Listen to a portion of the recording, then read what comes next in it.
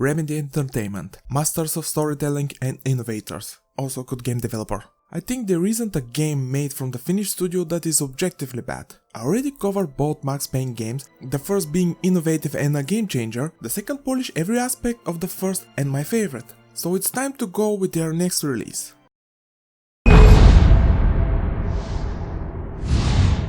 The game was first released as an Xbox 360 exclusive in 2010 and I was disappointed for not being released on PC. Like a lot their first two games, I never played Death Rally, so you can see where I'm coming from. Not that I had a PC to run it all, but lo and behold, 2 years later, on 12th of February for North America and Australia and 2nd of March in Europe, Alan Wake was released for PC. My excitement was through the roof. Reviews for the Xbox version were very positive. Critics and fans praised the game, but I still didn't have the PC to run it at that time. Eventually I bought one, but not before buying Alan Wake on Steam 2-3 months before that. Yes, I was that desperate. I wasn't even sure I'll have the money for a new PC. This is my first game in my ever-growing Steam library. In retrospective, I think this was a great first buy. When I finally got my hands on it, I was not disappointed. Alan Wake turned into one of my favorite games of all time. Let's dive deep into the darkness with Alan Wake.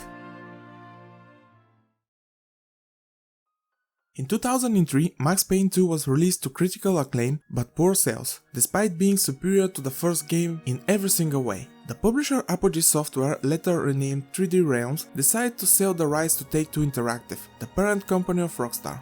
According to the founder of Apogee, Scott Miller, Max Payne 2 sold well but not as much as the first game. So now Remedy had no choice but to take their creativity in a different direction but maintaining what made them popular. 2 years later, the Finnish studio announced they are developing brand new IP, Alan Wake, a psychological action thriller. A couple of months later on E3 was released the first trailer. It's a teaser and mostly shows the environment. It's far from the final product. It shows the world and sets the tone, but the game won't come out for another 5 years. I did some research to find information about the development, but it seems Remedy either kept it quiet or it's just tucked away in the abyss of the internet. From what I found, there are some things that stand out. The biggest change was the level design. For the first months of development, Alan Wake was supposed to be an open world game. According to interviews I've read, the thing at the time was sandbox, freedom, open world, so Remedy wanted to chase that trend. The core concepts were still the same in this phase, but it didn't work. It was a mistake. They wanted control over the pacing and motions of the player soundscape, so they scaled down the project. Even if the final product, being with linear level design, it's built on an open world technology. Sometimes you can see up to 6 to 8 kilometers. The other thing that was changed over the years is the story. While the concept of writer's work coming to life is still present, how the main character ends up where he is a bit different. Alan was a successful writer with his wife Alice being his muse, until her untimely death. This breaks Alan and he stops writing and sleeping. After seeking professional help, he travels to Bright Falls to try to start all over again. He even begins to write, but soon his creations start coming to life at night. This is the overall plot. Insomnia could be potentially interesting, wondering, the player and Alan, if what's happening is all in his head or is something more sinister. Actually, in the final story, similar thing is present, but it's not the center of the plot. I couldn't find videos about early stages of the gameplay development. The only one I found was from E3 2009. It's almost the same as the final product, but with light differences. The first thing I noticed was the gameplay seems to be faster than what we've got. Also, the sound effects and music are way different. They might be there just for the presentation. The demo is action-packed and don't show much of the atmosphere, but the core is there. Remedy still had time until they finalized everything. The development of the game was seeing the finish line. 2 years later, after the Xbox version, Remedy finally released The Darkness on PC, and this is the version I'm playing.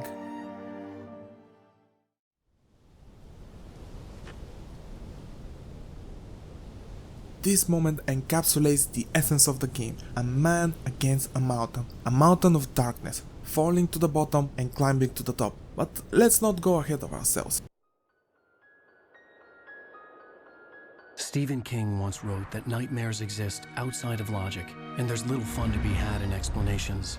They're antithetical to the poetry of fear.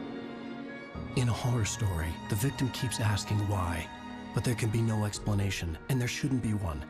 The unanswered mystery is what stays with us the longest, and it's what we'll remember in the end. My name is Alan Wake. I'm a writer.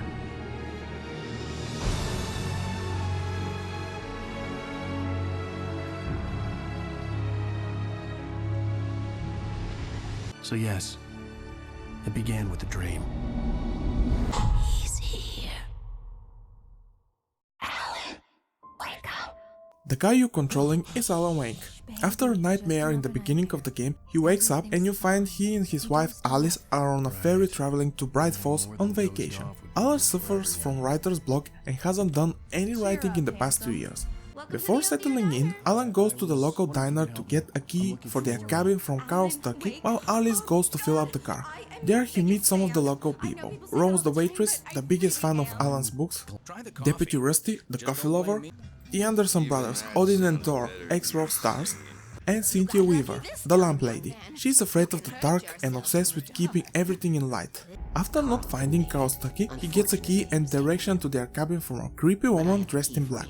Eventually Alan and Alice reach the place, cabin on a lake, a gorgeous looking place. But it turns out instead of a nice and quiet vacation, Alice had something different in mind. She brought a typewriter to try and help him. Also, there is a local specialist that deals with cases like his. Alan doesn't like that, and after a short and heated argument, he goes out to take a fresh air. But then the power in the cabin cuts out and he rushes back quickly after Alice starts screaming for help. He sees her in the lake drowning and dives after her. Oh no!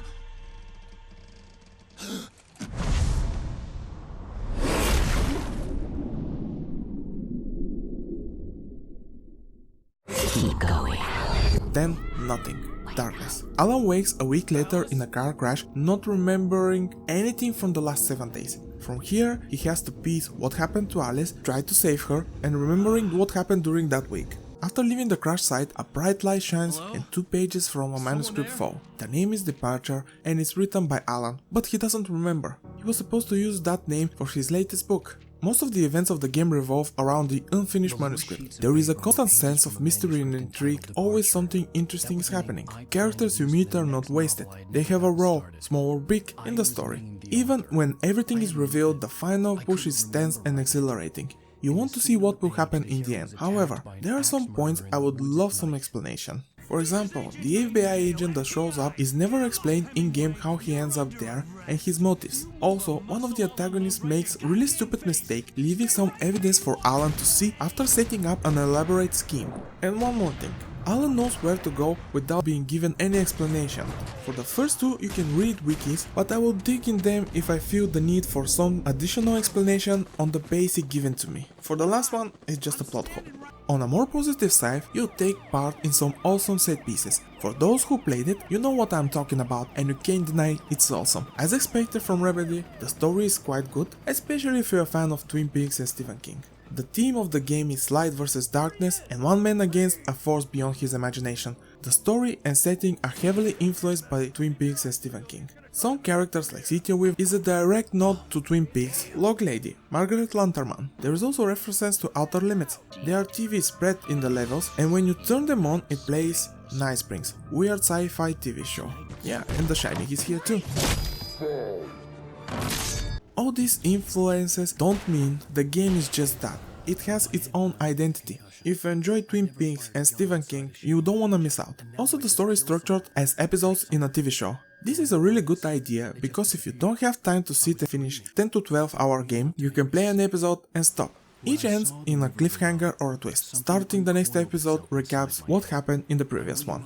This is a narrative-driven third-person shooter and the story is something you should experience blindly. What I love is how during the game is constantly shown that throughout his entire life the theme light versus darkness is part of Alan's life in one way or another. It's present in his childhood, marriage and work. About Alan, I like that he's written as a flawed character. Before all this, he was a bit of an ass. It's shown in flashbacks that he used to party a lot, getting drunk, and honestly it feels like Alice was in the backseat all the time. Also, the story can get a bit confusing by the end. I'm still not sure who wrote what. When you play it, you know what I'm talking about. Maybe I'll do a separate video discussing the plot. If you're wondering about the gameplay, it's great, it's a Remedy game after all. Just take a shower and go back to bed, huh?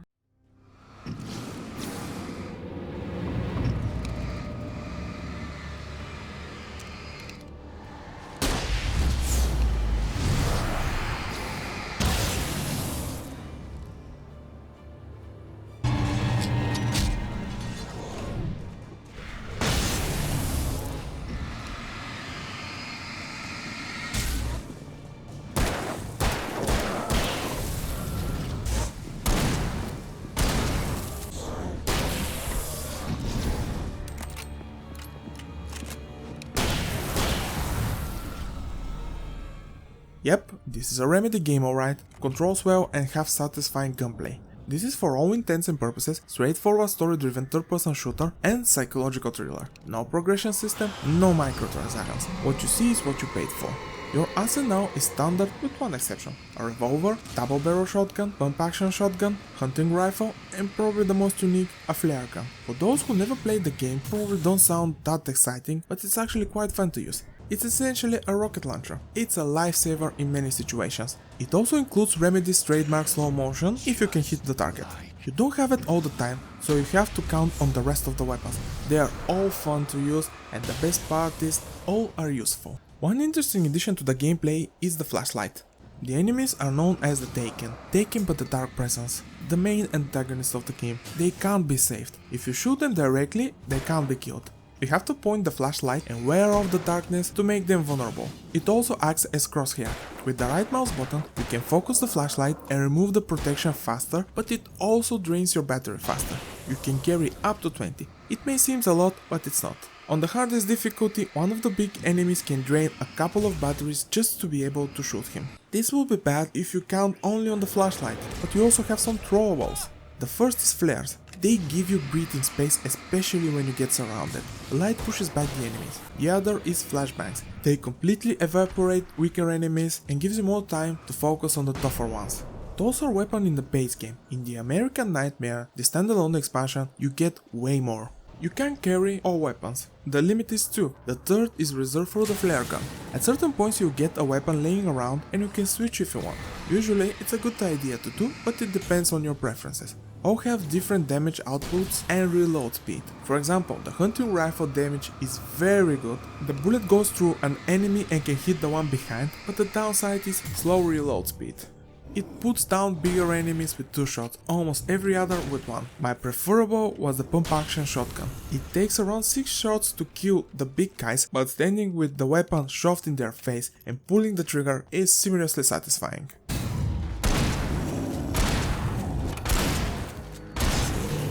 The rest of the slots are for throwables. I think the reason why the shooting is so good is the sound of the guns. They are meaty, punchy and fast. I noticed something while checking the footage. When you shoot, the screen shakes a bit. It's one more reason why the guns feel so good to use. Enemy variety is my biggest problem. Even visually they don't differ that much. Don't get me wrong, what is here is fun to fight, but after the first couple of hours you saw what the game have to offer. Enemies are regular people possessed and controlled by the Dark Presence. The roster is falling in a couple of categories. Regular enemies that dies from 2 shots from the revolver, tougher variation, big guys with either a chainsaw or an axe, really fast, possessed inanimate objects, and the effing crawls. My disliking for them comes from playing on the hardest difficulty, Nightmare.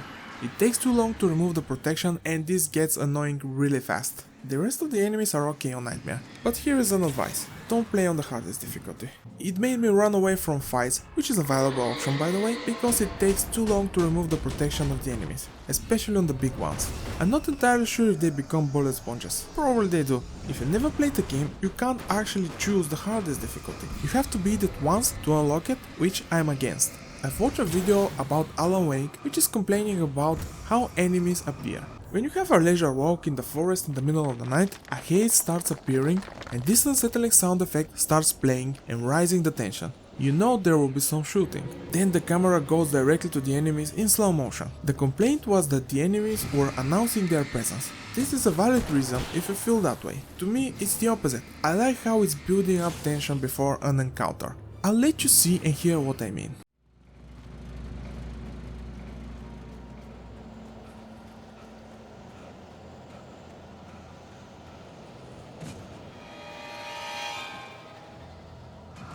To me, this never got old. If you don't like it, that's fine too. The reason why I disagree with the statement is when enemies are far away from you, they like to throw an axe, branch or whatever. Imagine not knowing enemies surround you and suddenly you take damage. It will be infuriating and I'll count it as jump scare. I don't like them. They are few and far between, but when they are done right.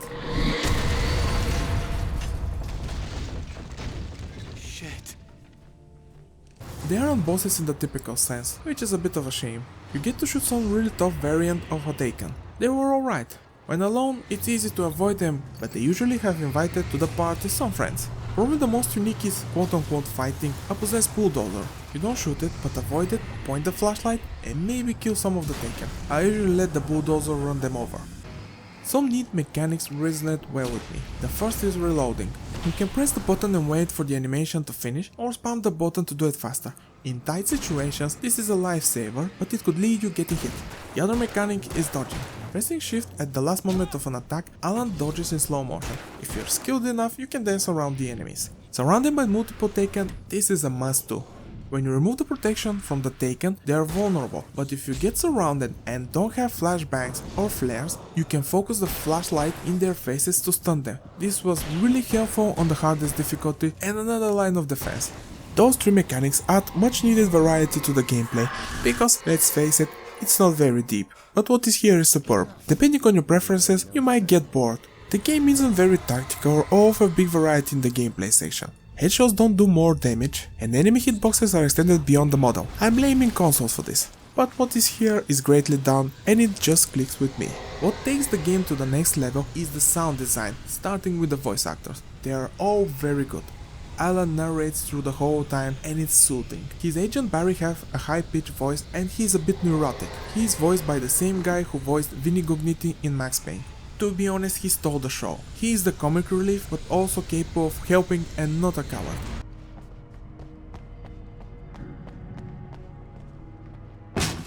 Did you call 911? Guess that one saw the light, huh? You didn't like that one? A tough audience. Well, I got plenty more. What are the Christmas lights for? Protection, man! Like garlic against vampires? Vampires. The woman in black from the beginning is creepy as hell. All are good, but the music and the environmental sounds are amazing. Pure joy for the ears.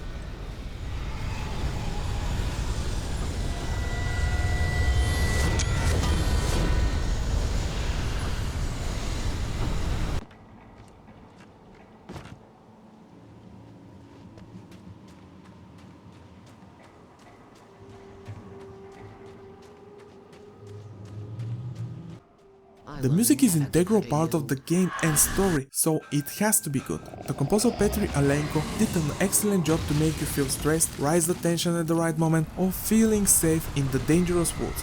In the beginning in the diner, there are two old dudes, the Anderson brothers. They used to have a rock band called Old Gods of Asgard.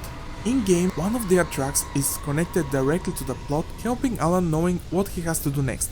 The other is playing during the best set piece in the game. In real life, the songs are recorded by the Finnish band Poets of the Fall. Their collaboration with Remedy dates from the first Max Payne. In the cutscenes, Marco, the lead singer, portrays Vladimir Lem, but for the second, in the endgame credits, Remedy uses Poets of the Fall Late Goodbye based on Sam Lake's poem. He and Marco are lifelong friends and their collaboration in Alan Wake is the pinnacle of their friendship. The tracks are headbangers and awesome. Even if you don't listen to that kind of music, you probably appreciate them in the context of the game. When there is no music in the levels, the ambient sounds take over. One of the things I want to mention is the rising creepy sounds that start playing when the haze shows up. There is a making of Alan Wake video on Remedy's YouTube channel. There is explained that the sound is made from baby crying and kittens. Something so ordinary made to be so creepy. The level design is great. The problem some people might have is too much forest. Might seem repetitive. That's true to a certain degree. You walk and shoot in the woods a lot, but I found all the levels different enough, not looking the same. You get eventually on the streets of Bright Falls with some companions fighting alongside you. Beside the town and forest there is an abandoned mine turned into a museum, cabin lodge, caves and so on. Here's a spoiler warning for you. I want to talk about specific section of the game. This part has to be experienced not knowing anything about it. Skip to the time on the screen if you don't want to hear the spoilers. Good? Okay, let's go. At the end of episode 4, Alan and his manager Barry travel to the Anderson brothers' farm, the ex-Rockstars. While driving there, they crash and get separated. Barry is ahead and Alan has to catch him up. When finally reaching the farm, Alan sees that the brothers have their own stage built. Seconds later, Barry is running in fear, being chased by the Taken. And then this. Ow! Run! Incoming! There's too many of them!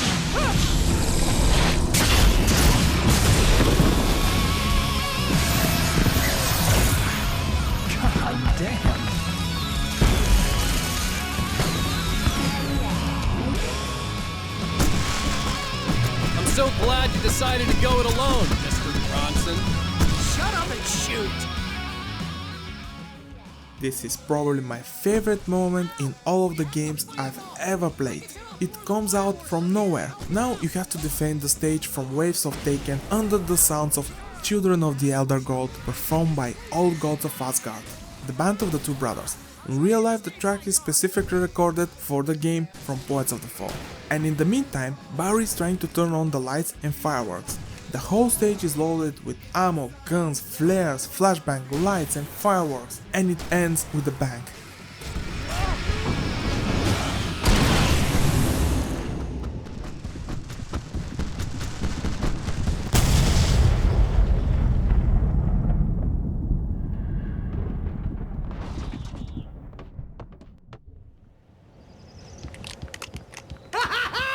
That was awesome! Bright Falls, rock and roll capital of America. Now let's get back on track. Exploration is rewarded not only with ammo but also with the biggest collectible, the pages from Alan's unfinished manuscript Departure. They will give you more insight into what will come and some backstory. The coolest part is the pages are tied to the plot. They are not just put for the sake of it. It's not necessary to collect them all, but it's incentivized. After all my playthroughs, I think there are 4, I still don't have all of them, missing just a couple. There are hidden stashes with ammo and trollables. The hints pointing to their direction are revealed only when you put the flashlight at certain places. Then a glowing yellow paint hints you to look around for an arrow, and again they are connected to the plot. Alan even comments it's like someone put them to help him. Indeed, someone does it. I just love stuff like this, that their existence is justified in-game. Most of the game takes place during the night and it's suitable creepy with fogs, cracking sounds, creepy noises all around you. But there is time when you walk during the day. Then you can see how gorgeous the game still is. The mountains surrounding you, sun's reflection in Cauldron Lake. In the daylight section you can see another issue with the game. The background pop-in. It's rough. To be fair, it's only during daytime and I also increased to the max drawing distance, so this might help in this regard and the game couldn't handle it. During the night everything is great. Even if there is some pop-in, it wasn't noticeable.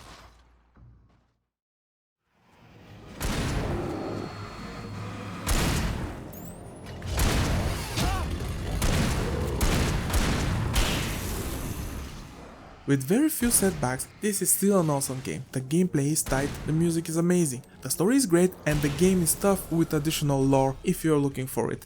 It's not necessary to understand what is happening, but for those who search for it, they will be rewarded. The inclusion again of Poets of the Fall with even more tracks, all incorporated in the plot in one way or another, is a match made in heaven. There are very few jump scares and what is here is well made and not the center. Unfortunately, it took too long to sell well, which led to scrapping Alan Wake 2. For a very long time, I was thinking the game should have ended with the base game with slightly changed ending. But recently, after watching an interview with Sam Lake, I did some digging on the internet. Now I understand why they released the 2 DLCs and the expansion pack. Alan Wake was marketed as Season 1 and the DLC should have led to Alan Wake 2. With poor sales in the beginning, they wanted to finish the story, for now at least, and release the expansion American Nightmare. There is a video about a concept demo for Alan Wake 2. There are some neat mechanics there. The link is in the description. Some ideas, like the setting, were taken from the demo and applied to the expansion. Hopefully, someday Alan Wake will see the light of day.